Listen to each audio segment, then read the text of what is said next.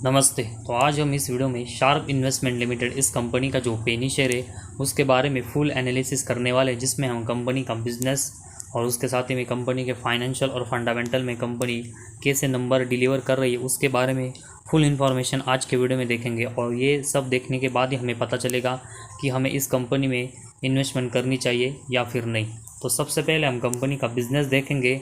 तो इस कंपनी की शुरुआत 1977 से हुई थी और ये कंपनी कमर्शियल, इंडस्ट्रियल और फाइनेंशियल क्लाइंट्स को अपने फाइनेंशियल सर्विस है वो प्रोवाइड करती है।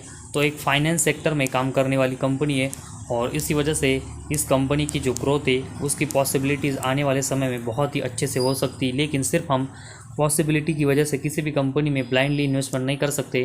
कंपनी को अपने बिजनेस में नंबर से वो भी अच्छे डिलीवर करने पड़ेंगे और उसमें कंटिन्यूस अच्छी और कंसिस्टेंट ग्रोथ करनी पड़ती है, तभी कंपनी का जो शेयर है वो अच्छे रिटर्न अपने शेयर होल्डर को देता है। तो ये कंपनी का बिजनेस है वो अच्छा है, लेकिन उसमें कंपनी के नंबर्स कैसे है वो भी हमें देखना पड़ेगा। तो सबसे पहले हम कंपनी का मार्केट कैप देखेंगे। तो 17.7 करोड़ का मार्केट कैप है, तो बहुत ही माइक्रो कैप कंपनी है।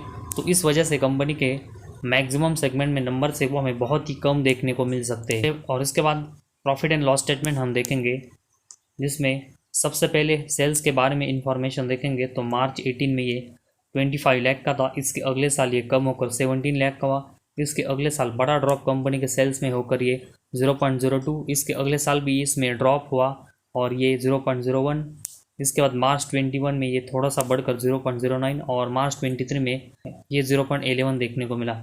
तो इस कंपनी के सेल्स के अगर हम नंबर्स देखेंगे तो 20 लाख के ऊपर पिछले 6 सालों में देखेंगे तो एक भी बार कंपनी का सेल्स जनरेट नहीं हुआ। तो बहुत ही कम और बहुत ही वोलाटाइल कंपनी के सेल्स के नंबर अभी नज़र आ रहे हैं। और उसके कंपैरेटिवली अगर हम कंपनी का एक्सपेंस देखेंगे तो कंपनी के सेल्स के कंपैरेटिवली कभी ये ज़्यादा हो रहा है और कभी कम हो रहा है। और यही रीज़न है कि इस वजह से कंपनी के ऑपरेटिंग प्रॉफिट के नंबर्स देखेंगे तो कभी ये प्लस में और कभी हमें ये माइनस में देखने को मिले। तो कंसिस्टेंट प्लस और माइनस में कंपनी के नंबर जा रहे हैं। और पिछले अगर हम 4 साल में देखेंगे तो कंपनी का ऑपरेटिंग प्रॉफिट मैक्सिमम टाइम 0 या फिर लॉस मेकिंग ही देखने को मिला है। और उसके साथ ही में ऑपरेटिंग प्रॉफिट मार्जिन के नंबर्स देखेंगे तो पिछले 4 सालों में ये माइनस और लॉस मेकिंग ऑपरेटिंग प्रॉफिट की तरह ही देखने को मिले। तो ऑपरेटिंग प्रॉफिट और ऑपरेटिंग प्रॉफिट मार्जिन दोनों में कंपनी के नंबर्स पिछले 4 सालों में लॉस मेकिंग और 0 देखने को मिले, जो कि कंपनी के बिजनेस के लिए एक बहुत ही नेगेटिव साइन है।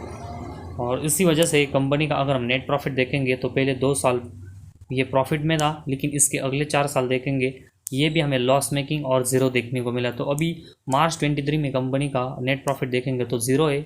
और उसके साथ ही में कंपनी के अर्निंग पर शेयर के नंबर्स देखेंगे तो ये भी पिछले 4 साल में कंसिस्टेंट 0 देखने को मिले। तो नेट प्रॉफिट और अर्निंग पर शेयर में दोनों में कंपनी के नंबर से और लॉस मेकिंग है, और हम लॉस मेकिंग कंपनी में ज़्यादा इन्वेस्टमेंट के बारे में नहीं सोच सकते। तो पूरा का प्रॉफिट एंड लॉस स्टेटमेंट देखेंगे तो कंपनी के सेल्स की ग्रोथ है वो अभी बहुत ही कम है और बहुत ही वोलाटाइल है। उस वजह से operating profit margin, net profit और अर्निंग पर शेयर इन सभी में कंपनी के नंबर से वो प्लस और माइनस में जा रहे हैं। और पिछले 4 साल में अगर हम देखेंगे तो मैक्सिमम ये लॉस मेकिंग यहाँ पर देखने को मिले। तो पूरा का पूरा प्रॉफिट एंड लॉस स्टेटमेंट में अगर हम देखेंगे तो सेल्स के साथ ही में बाकी के सेगमेंट में भी कंपनी अपने परफॉर्मेंस कंटिन्यूस डाउन कर रही है और ये कंपनी के बिजनेस के लिए एक बहुत ही नेगेटिव साइन है। और उसके बाद बैलेंस शीट हम देखेंगे तो सबसे पहले इसमें रिजर्व देखेंगे तो कंपनी के पास 4.17 करोड़ के रिजर्व है और उसके कंपैरेटिवली कंपनी बिल्कुल डेट फ्री है। तो कंपनी बिल्कुल डेट फ्री है, जो कि कंपनी के बैलेंस शीट को ये बहुत ही स्ट्रांग करता है, क्योंकि कंपनी के ऊपर बोरेंस कम होगा तो कंपनी को ज़्यादा इंटरेस्ट रेट चुकाना नहीं पड़ेगा, जिस वजह से कंपनी के नेट प्रॉफिट के नंबर्स के ऊपर इसका कोई इम्पैक्ट नहीं होगा। तो कंपनी डेट फ्री है, इस वजह से कंपनी के नेट प्रॉफिट के ऊपर अभी इसका कोई इम्पैक्ट नहीं हो रहा है। लेकिन कंपनी की जो सेल्स की ग्रोथ है वो बहुत ही ख़राब है और उस वजह से कंपनी ऑलरेडी अगर हम देखेंगे तो लॉस मेकिंग और 0 कंपनी के नेट प्रॉफिट के नंबर से। तो कंपनी डेट फ्री ज़रूर है, जो कि एक अच्छा साइन है, लेकिन इसके साथ ही में कंपनी को सेल्स के नंबर से उसमें भी एक अच्छी ग्रोथ करनी पड़ेगी, तभी ये कंपनी डेट फ्री है, उसका कंपनी को अच्छा बेनिफिट होगा।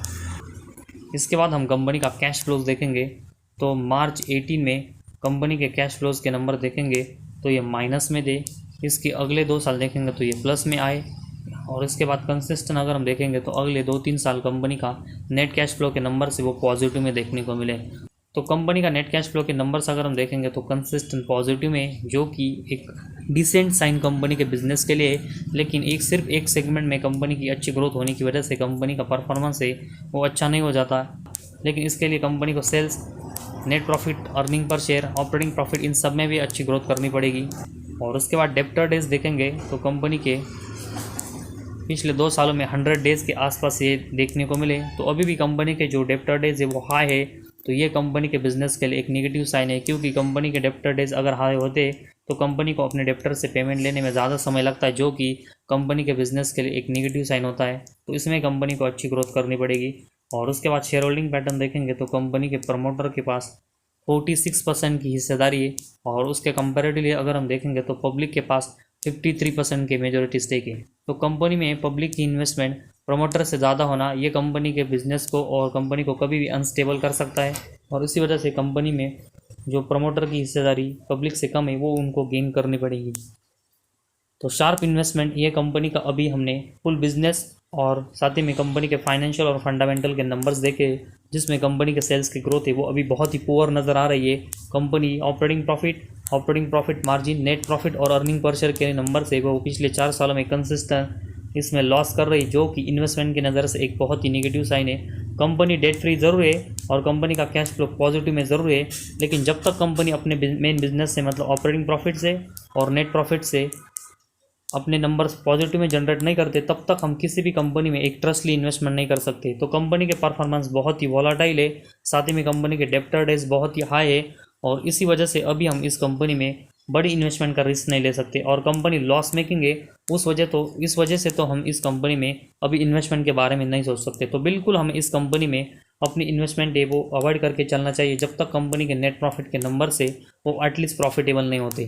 तो कंपनी का नेट प्रॉफिट अगर पॉजिटिव में जनरेट होता है तो हम एक छोटी इन्वेस्टमेंट इस कंपनी में स्टार्ट कर सकते हैं, लेकिन अभी भी कंपनी के नंबर्स बहुत ही कम और लॉस मेकिंग है। इस वजह से अभी हमें इस कंपनी में इन्वेस्टमेंट करने से बिल्कुल अवॉइड करना चाहिए।